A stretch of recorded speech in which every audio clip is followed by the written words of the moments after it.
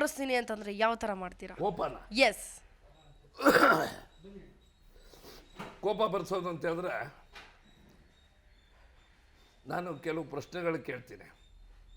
ಎಷ್ಟು ಕೋಪ ಮಾಡ್ಕೊಂಡು ಬಿಡ್ತಾರೆ ಅಂತ ಹೇಳಿದ್ರೆ ಒಂದು ಪ್ರಶ್ನೆ ಕೇಳ್ತೇನೆ. ಏನಂತಂದರೆ 5 ಮುತ್ತುಗಳನ್ನು ಒತ್ತಂತವಳೆ ಮುತ್ತೈದೆ ಅಂದರೆ ಹೆಣ್ಣು. ಮದುವೆ ಆಗಿರೋ ಹೆಣ್ಣಿಗೆ ಏನು ಸಾಕ್ಷಿ?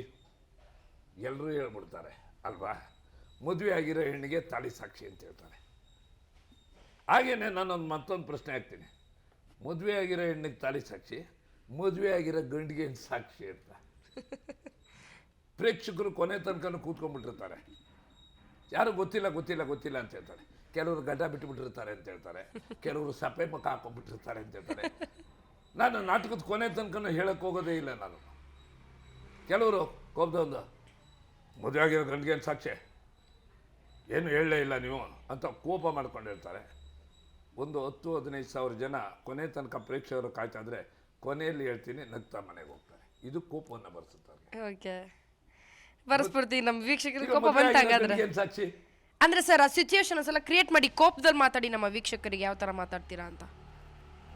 ಕೋಪ ಅಂತ ಹೇಳಿದ್ರೆ ಏಯ್ ನಿನ್ಗೆ ಹೇಳ್ತಾ ಇಲ್ಲ ನಾನು, ಏನು ನನ್ನ ಮುಂದೆ ಬಂದು ಮಾತಾಡ್ತಾ ಇರೋದು ನೀನು? ಇನ್ನೊಂದು ಸಾರಿ ನನ್ನ ಎದುರುಗಡೆ ನಿಂತ್ಕೊಂಡ್ರೆ ನಿನ್ನನ್ನು ಹುಟ್ಟಲಿಲ್ಲ ಅನ್ನಿಸ್ಬಿಡ್ತೀನಿ. ನಾನು ಯಾರು, ನನ್ನ ಯೋಗ್ಯತೆ ಏನು? ನನ್ನ ಮುಂದೆ ಬಂದು ಲಂಚ ಕೊಡೋದಕ್ಕೆ ಬರ್ತಾ ಇದೆಯಾ ನೀನು? ಅಯೋಗ್ಯ. ಐ ಸೈ ಯೋಗ್ಯ ಹೋಗೇ ಆಚೆ.